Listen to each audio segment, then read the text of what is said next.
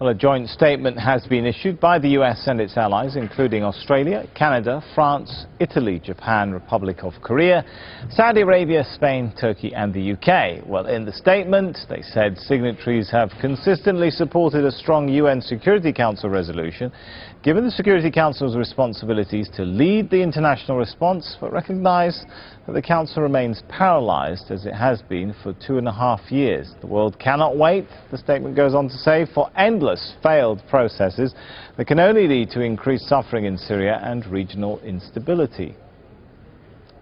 Well, I'm joined now by Remy Piet of Qatar University. He's a professor and foreign policy specialist. Listening to that statement, and it's interesting that one part of it does endorse a strong response. I think the wording is.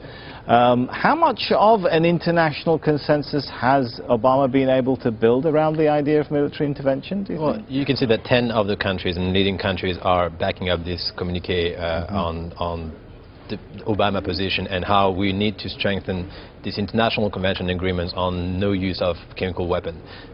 So there is a consensus building. It does gather several countries of several different perspectives.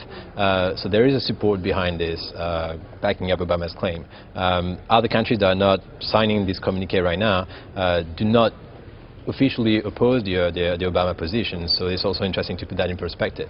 I think there's definitely international effort to gather a coalition behind this. It also strictly and show the importance of going through the United Nations and waiting for the first report to come out. Also, listening to the Russian president, you get the idea that there's another bunch of countries lining up behind him, and he mentioned names. He said he was surprised by the stances of some of the countries that came out openly and supported his position that there shouldn't be a military intervention outside of the UN.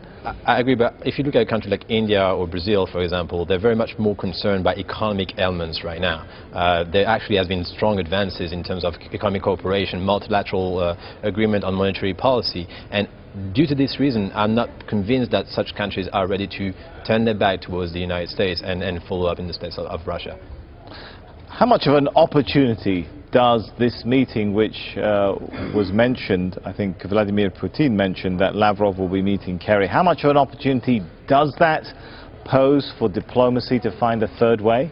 Well, it shows that dialogue is still there. Okay, we do have two sides that still want to find some kind of political answer to the situation. It's important that Lavrov and Kerry sit and talk about those issues. Lavrov has already made a few declarations saying that he was ready to have more consensus and more agreement with the United States.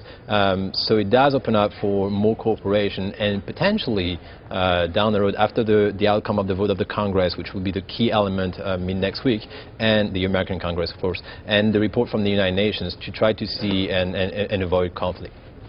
Now, we've had reports coming out that seem to indicate, at least there are claims, that sarin gas was used in some, these samples, and analysis of samples are indicating that that perhaps the quantity of chemical was higher than thought.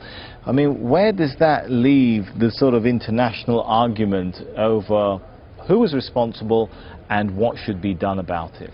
Well, again, let's see what the report from the United Nations bring forward, and they don't have a mandate to say who actually used the sarin gas, but they're able to say that it was used and in which quantity. It's interesting to look at the French position also. The French did not back up the American position 10 years ago during the war in Iraq.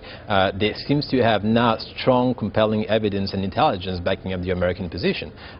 We have yet also to see real intelligence from the Russian that would actually say that it's actually coming from the rebel side. So let's try to see what each side of the equation brings forward in terms of intelligence, in terms of strong facts and expertise on what was the use and who used those sarin gas, and then move forward from there.